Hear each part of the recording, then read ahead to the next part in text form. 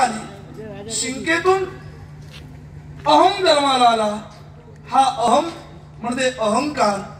तू त्याला वरदान दिलंस. हा आजच नव्हे तर काल परत्वे सुद्धा मरणार नाही. हा अमर आणि अजिंक्य आहे. त्यामुळे हा अहम, हा अहंकार भविष्यात सुद्धा असाच राहणार आहे. पण देवा, आज योगायोग मूर्तिमंत स्वरूपानं तुझं दर्शन आम्हाला घडलं. म्हणूनच तुझ्या दर्शनासाठी हे सर्व भक्त या ठिकाणी उपस्थित आहेत. देवा, राजा या नात्यानं या माझ्या तमाम जनतेला माझी एक कळकळीची विनंती आहे.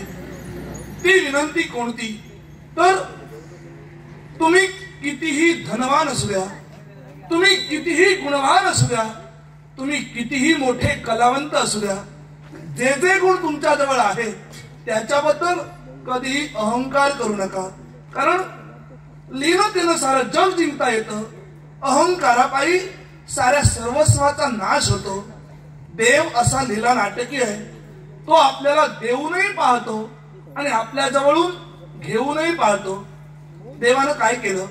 देवानं कंठ दिला कोकिळेला, पण तिचं रूप काढून घेतलं. रूप दिलं मोराला, पण मोराच्या इच्छा काढून घेतल्या. इच्छा दिल्या माणसाला, पण त्याचं समाधान काढून घेतलं. समाधान दिलं साधू संतांना, पण त्यांच्याकडून संसार काढून घेतला. देवानं तुमच्या माझ्यासारख्या कित्येकांना या मातीतूनच घडविलेला आहे आणि अहंकार झाल्यानंतर या मातीतच मिसळलेला आहे. आपण म्हणत असतो हे माझं आहे, ते माझं आहे, हे सर्व मी केलेलं आहे, हे सर्व माझ्यामुळे आहे. खरं तर आपलं असं काहीच नाही. माणूस म्हणून जन्माला आल्यानंतर विचार करा, काय आहे आपलं? विचार करण्यासारखीच गोष्ट आहे. जन्म दुसऱ्यानं दिला, नाव दुसऱ्यानं ठेविलं, शिक्षण दुसऱ्यानं दिलं, रोजगार दुसऱ्यानं दिला, लहानाचं मोठं दुसऱ्यानं केलं. आपण मेल्यानंतर स्मशानभूमीत दुसरेच घेऊन जाणार आहेत. पहिली आणि शेवटची आंघोळ दुसरेच घालणार आहेत. आपण मेल्यानंतर आपण कमावलेली संपत्ती दुसरेच वाटून घेणार आहे. मग आपलं असं काय आहे? आपण म्हणत असतो हा माझा आहे, तो माझा आहे.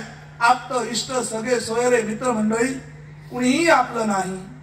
काही जण म्हणतात मी त्याच्याशिवाय जगू शकत नाही, ती माझ्याशिवाय जगू शकत नाही, मी तिच्याशिवाय जगू शकत नाही. कुणीही कुणाचा नाही. आपण मेल्यानंतर आपली आई असेल, आपली बहीण असेल, आपली बायको असेल, यांची साथ फक्त आपल्याला उंबरठ्यापर्यंत आहे. आपण मेल्यानंतर हा समाज असेल, मित्र परिवार असेल, आप्त इष्ट सगळे सोयरे जे कोणी असतील, यांची साथ आपल्याला फक्त स्मशानभूमीपर्यंत आहे.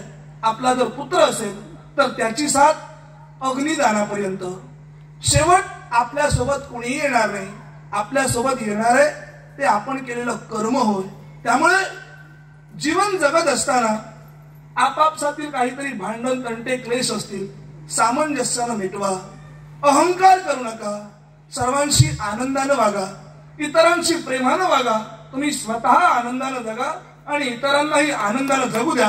अहंकार करू नका. हात जोडून विनंती, हात जोडून विनंती.